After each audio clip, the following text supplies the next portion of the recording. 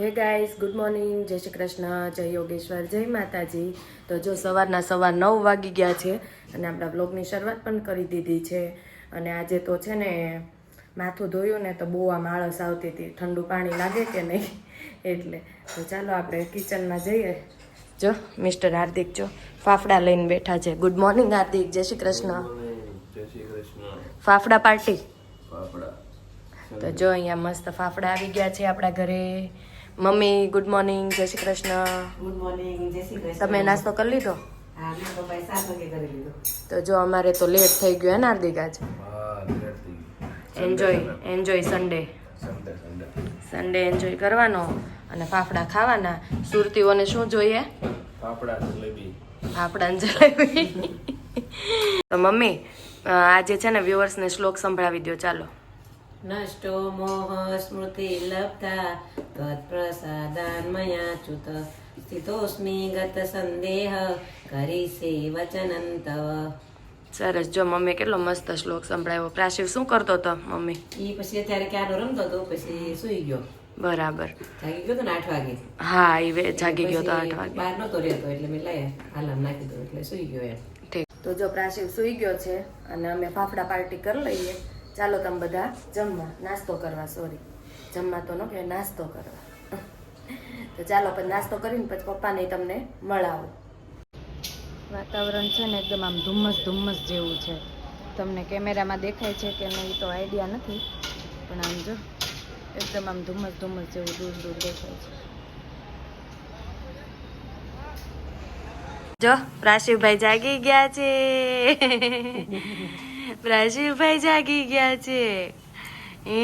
તો ચાલો જો પ્રાશિવ જાગી ગયો છે અને ચાલો આપણે પપ્પાનો સુવિચાર લેવાનો બાકી છે, તો પપ્પાનો સુવિચાર લઈ લઈએ. તો જો પપ્પા અહીંયા શું કરે? દાદાને પ્રણામ કરે છે.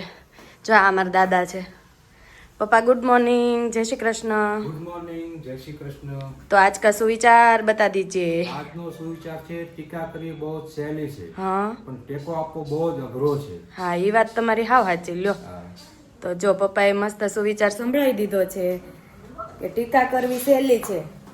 બધા છે ને ટીકા કરી જાય આપણી, પણ ટેકો આપવાનો સમય આવે ત્યારે બધા દૂર ભાગે. હે ને કાનુ? કાનુ કેમ એવું જોવે છો? હે દીકુ, જાગ્યો કે તું જાગી ગયો છો એટલે એવું જોવે છે? હે જો વેધર આજે નથી બહુ સારું. કા મમ્મી? આવું ધુમ્મસ છે આજે તો. મેં બતાવ્યું બધાને, ધુમ્મસ બહુ છે આજે. ચકાનો કેવો ધુમ્મસ આવ્યો છે જો આપડા. ભલે જો એ કાનુને છે ને ચકાનો ગાલ ઉપર આવું નીકળ્યું છે. ચકાનો કઈ બતાય તો. ખબર નથી શું છે ઈ. કા દીકુ?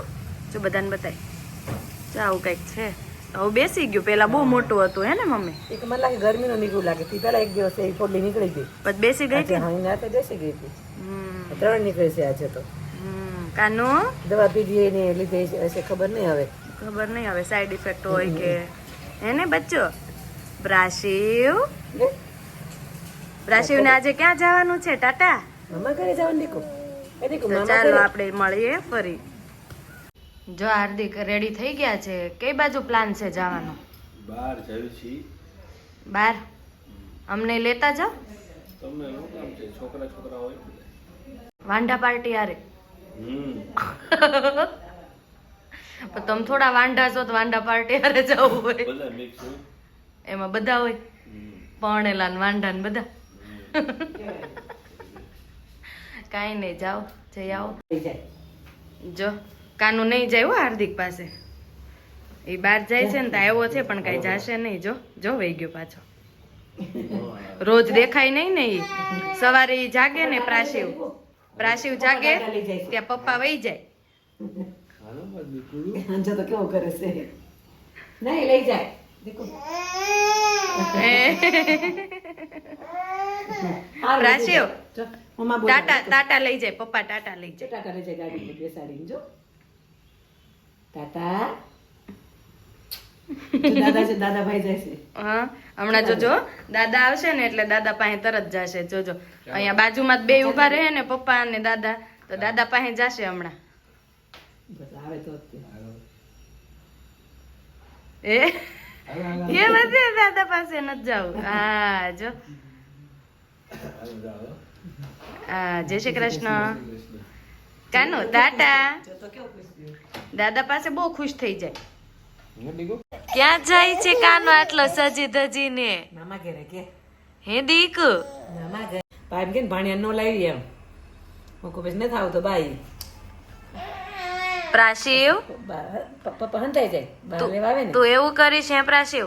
પ્રાસી એવું કરશે કે બેટા તું જા મમ્મા કે મારે નથી ચાલો ચાલો ટાટા જાવી ચાલો.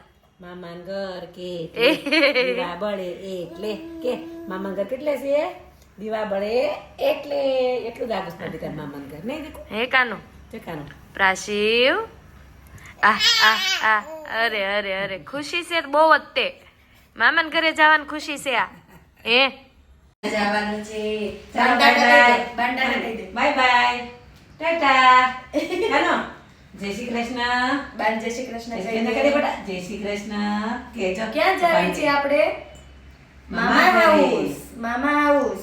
જે તું જોઈ રહી ચાલ વેલો વેલો આવી જાજો દીકો બાઈક લાવી જશે ને હાલો ચાલો આપણે જાવી ચાલો ટાટા.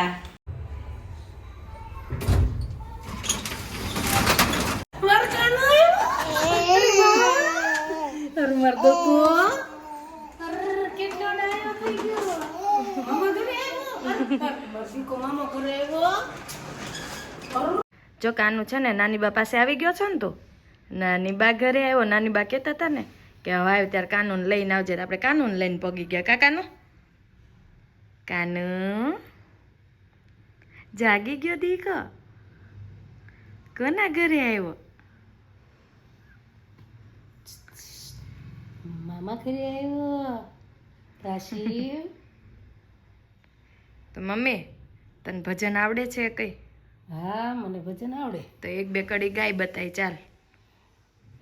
ભક્તિ માતાના ઘનશ્યામ દીકરા ભક્તિ માતાને જાવું અક્ષરધામ રે ભક્તિ ના જાયા નાની ઉમરમાં વન ચાલિયા 5 વરસના ઘનશ્યામ થયા પાટીને પેન લઈ ભણવા ગયા ભાઈ ભાભીને હરખનો માય રે ભક્તિ ના જાયા નાની ઉમરમાં વન ચાલિયા ભણી ગણીને ઘેરે આવ્યા ભાઈ ભાભી કાંઈ લડાવે છે લાડ રે ભક્તિ ના જાયા નાની ઉમરમાં વન ચાલિયા.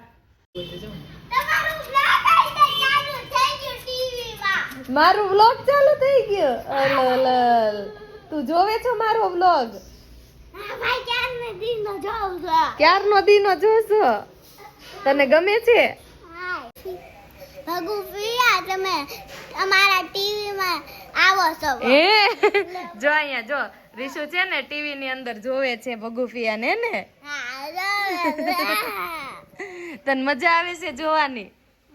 હે આવે છે. જો ખુશી રમાડવા આવી ગઈ છે પ્રાશિવ ને.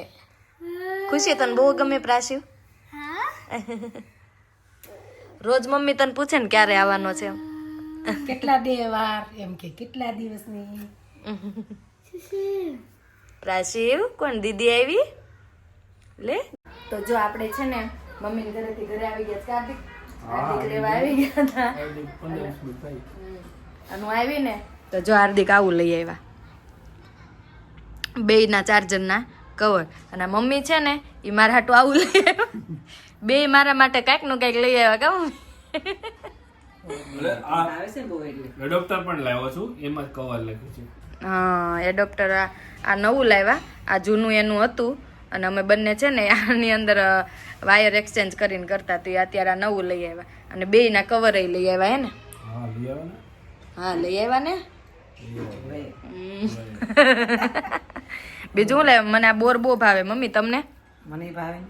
ગામડે પેલા કેવું કે આમ વીણવા જાતા કે નહીં પેલા? બહુ જાતી હે નાની હતી ને ત્યારે વાડીએ જાવ ને ત્યાં બોરની થેલી ભરતી આપતી. હા બહુ એટલે બહુ જ ભાવે. મને બહુ ભાવે પણ હવે તો આવતા જ નથી. નથી આવતા. ગામડે આવે પણ અહીંયાથી કોઈ લાવે કોણ? વીણવા કોણ જાય એમ થાય ને. ના વેચવાવાળા લાવે. ત્યાં પછી ગામડે તો કેવું ઓલી લેડીઝ બધી માથે તગારા લઈને આવે ને વેચવા, એવું હોય ને કઈક. હા એવી જ હોય. પછી એ લોકો બધી વેચવા જાતી હશે. શેરે બધા બૂમ પાડે એમ. છોકરા હોય ને તો લે એમ, નાના ગઢિયા તો કઈ બહુ ખાય નહીં. આપણે તો જો આ વસ્તુ ફેવરિટ છે, કોની ફેવરિટ છે એ કહેજો. અને આ આપણી હાર્દિક લેવાઈ વસ્તુ છે. તો ચાલો સાંજની રસોઈમાં શું કરવાનું, જો 4:30 થઈ ગયા છે અને પ્રાશીભાઈ સૂઈ ગયો છે આવીને. તો આપણે સાંજની રસોઈમાં શું કરશું? રીંગણ બટેકાનું શાક. શાક રોટલી. શાક રોટલી તો હોય ને, પછી રોજ થોડું કઈ શાક કયું બનાવવાનું નક્કી નથી. હલો નક્કી કરી લ્યો, તમે નક્કી કરીને કયો ચાલો શું બનાવવાનું છે શાક. રીંગણ બટેકા છે ફોડવા વાળા, તો એ જ શાક છે, બીજું નથી કાંઈ છે. તો તમે બંને ફિક્સ કરી લ્યો. પછી કેવી તો તમને બધાને પછી કહેશે હાર્દિક.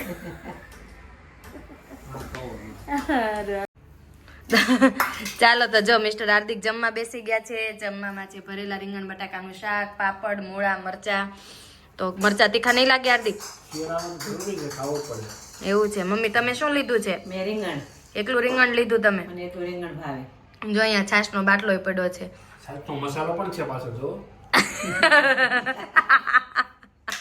રાંધીને તો મસાલા વગર છાશ ભાવે જ નહીં એને. એવું થાય છે ને તમને, મસાલા વગર ન હાલે છાશ? મસાલો પેલા જોઈ. એવું છે ને. તો ચાલો બધાને જમવા બોલાવો. આવી ગયા જમવા સબસ્ક્રાઇબર બધાય. આવો જમવા. તો ચાલો આપણે આ વિડીયોનો એન્ડ અહીંયા જ કરીશું. કાલે ફરી મળીશું બીજા નવા બ્લોગ સાથે. તો જો તમને અમારા વિડીયો જોવા ગમતા હોય તો લાઈક કરો, શેર કરો, સબસ્ક્રાઇબ કરો અને બેલ આઇકન દબાવવાનું ભૂલતા નહીં. Bye bye.